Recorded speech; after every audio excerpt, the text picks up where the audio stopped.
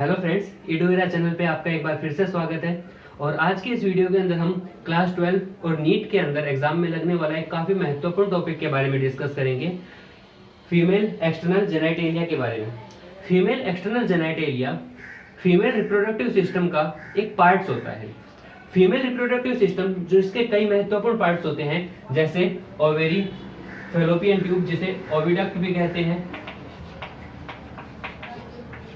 इसके अलावा uterus, cervix, vagina, endometrium, myometrium, इन सब पार्ट से मिलकर के फीमेल रिप्रोडक्टिव सिस्टम का निर्माण होता है। अगर बात की जाए इस फीमेल रिप्रोडक्टिव सिस्टम की, तो इसके अंदर ये जितने भी पार्ट्स होते हैं, चाहे हम बात करें ओवेरी की, ओविडक्ट की, ये जो फेलोपियन ट्यूब्स है जो कि both side hand like structure के रूप में हमें देखने को मिलते हैं, इसके अलावा जो सर्विक्स व वेजाइना होती है, इन दोनों को सम्मिलित रूप से बर्थ कैनाल भी कहा जाता है। इसे सर्विक्स व वेजाइना को सम्मिलित रूप से बर्थ कैनाल भी कहा जाता है। अब फ्रेंड्स, जितने भी ये रिप्रोडक्टिव पार्ट्स के अंग देखे हमने, ओवेरी, यूट्रस, सर्विक्स, वेजाइना जिसे बर्थ कैनाल कहते हैं, ये सभी के सभी पार्ट्स इंटरनल पार्ट्स होते हैं जो कि बॉडी के भीतर उपस्थित पाए जाते हैं। कहने का मतलब यह है कि ये जो रिप्रोडक्टिव सिस्टम के पार्ट्स है, इनमें से कोई भी पार्ट एक्सपोज नहीं होता। लेकिन अगर हम बात करें उस पार्ट की, फीमेल रिप्रोडक्टिव सिस्टम के उस पार्ट की अगर हम बात करें जो कि एक्सपोज्ड होता है, तो वह भाग है female external genitalia. Female external genitalia वह पार्ट होता है जो कि एक्सपोज्ड होता है, कहने का मतलब बाहर से दिखाई देता है, वह भाग फीमेल एक्सटर्नल जेनाइटेलिया कहलाता है, जो कि हेल्थ के लिए काफी इंपॉर्टेंट पार्ट होता है। अब अगर हम बात करें इस रिप्रोडक्टिव सिस्टम में जो बर्थ कैनाल है, जो सर्विक्स व वेजाइना के आगे का पार्ट होता है, ये डायरेक्टली फीमेल एक्सटर्नल जेनाइटेलिया के अंदर दिखाई देता है, जो कि हमें बाहर से दिखाई देता है। ये जो डायग्राम मैंने बनाया है, ये बाहर से देखा जा रहा है, जो कि आउटर व्यू है वो कुछ इस तरह से देखने को मिलता है। अब जो आगे से हम देख रहे हैं, इस पार्ट को हम मान देते हैं ये पोस्टीरियर साइड है, and this side anterior side हम लेके चल रहे हैं। अब इस पोस्टीरियर साइड के अंदर ये वाला जो भाग है, ये चित्र कहलाता है एनस। इसके अलावा अगर हम एंटीरियर साइड की बात करें, तो एंटीरियर साइड के अंदर ये जो पार्ट होता है, इस पार्ट के अंदर कुछ फैटी टिश्यू उपस्थित पाए जाते हैं, इसके साथ साथ यहाँ पे हेयर भी उपस्थित रहते हैं, हेयर भी प्रेजेंट पाए जाते हैं। और ये जो वसायुक्त भाग होता है, जो कि कुछ उभरा हुआ होता है, इस भाग को मॉन्स प्यूबिस कहा जाता है, जिसके अंदर फैटी टिश्यू उपस्थित रहते हैं और इस क्षेत्र के अंदर कुछ हेयर्स प्रेजेंट पाए जाते हैं। इसके बाद ये जो भाग है,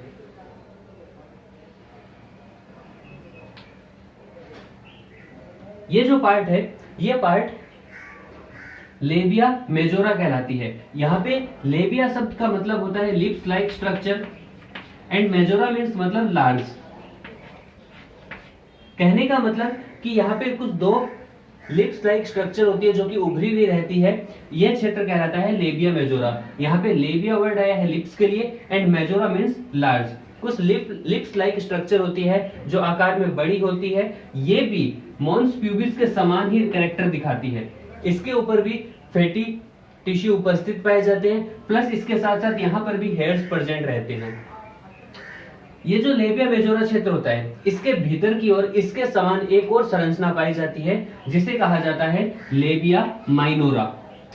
same again, लेबिया means lips like structure and minora means small.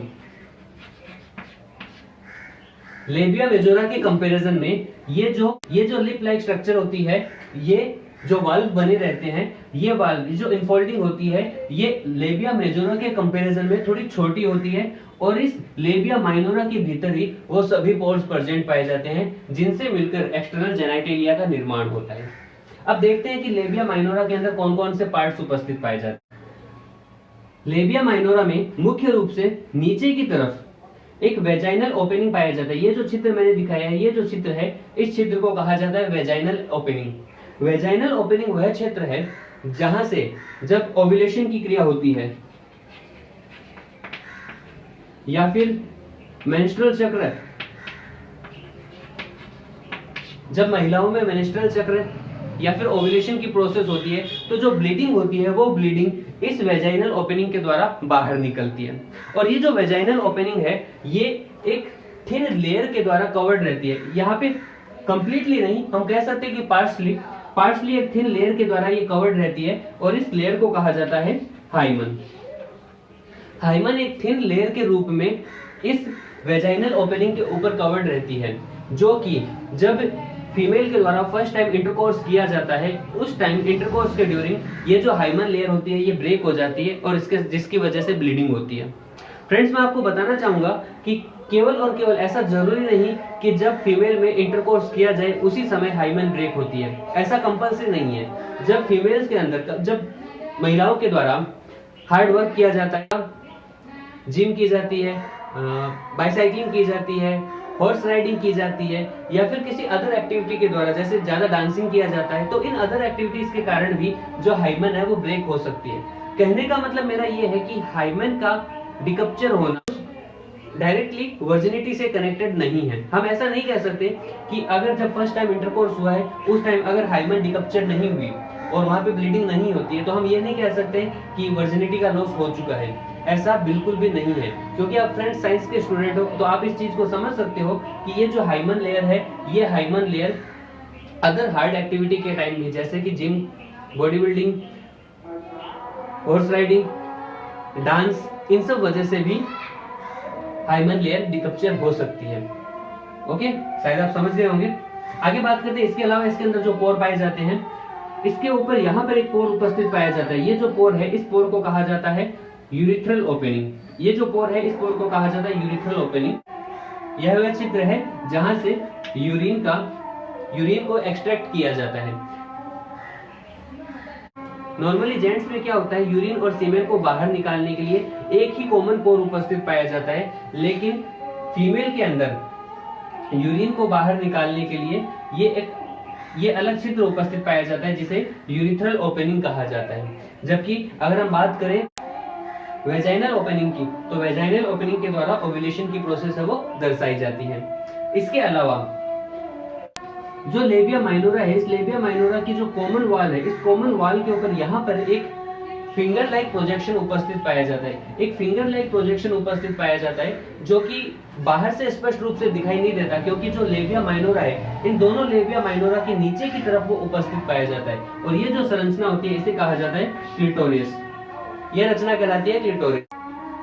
अब ये जो क्लिटोरिस रचना है ये फीमेल के अंदर जब इंटरकोर्स होता है उस टाइम एक एक्साइटेड पार्ट के रूप में बना रहता है। जैसे अगर मेल की बात करें तो मेल के अंदर पेनिस पाया जाता है जो कि इंटरकोर्स के टाइम इरेक्ट हो जाता है, एक्साइटेड हो जाता है। उसी प्रकार से फीमेल में क्लिटोरियस उपस्थित पाया जाता है जो कि इंटरकोर्स के दौरान इरेक्ट कंडीशन के अंदर बना रहता है। अब ये जो सारी की सारी संरचनाएं हैं ये हमें फीमेल एक्सटर्नल जेनिटलिया के अंदर देखने को मिलती है। अब ये जो बाहरी पार्ट है, इस पार्ट के अंदर क्योंकि काफी सेंसिटिव पार्ट होता है तो यहाँ पर काफी ज्यादा हाइजेनिक कंडीशन को बनाए रखना इंपॉर्टेंट होता है, क्योंकि अगर यहाँ पे हाइजेनिक कंडीशन बनाई नहीं रखी जा सकती तो फीमेल्स के अंदर कुछ डिजीज वगैरह भी उत्पन्न हो सकती। जैसे हम बात करें सर्वाइकल कैंसर की, तो वो इसी एरिया में इन्फेक्शन की वजह से उत्पन्न हो जाता है। ये जो एरिया होता है, इस एरिया के अंदर यहाँ पर जो लेबिया माइनोरा है इसके निकट कुछ बैक्टीरिया उपस्थित पाए जाते हैं और इन बैक्टीरिया के द्वारा इस एरिया के पीएच को कंट्रोल रखा जाता है। ये काफी इंपॉर्टेंट है कि इस एरिया के पीएच को मेंटेन करके रखा जाए, जो कि 3.8 से लेकर के 4.3 पीएच के अंदर बना रहता है। और इस पीएच को मेंटेन करने के लिए कुछ बैक्टीरिया इस स्थान पे प्रेजेंट पाए जाते हैं। तो हम कह सकते हैं कि यहाँ का जो पीएच का मान होता है वह मान कुछ हद तक एसिडिक नेचर का होता है। तो फ्रेंड्स, इस वीडियो के अंदर इतना ही। अगर आपको वीडियो पसंद आया तो वीडियो को लाइक करें, ज्यादा से ज्यादा शेयर करें। अगर चैनल पर पहली बार आए तो चैनल को सब्सक्राइब करें। Thank you.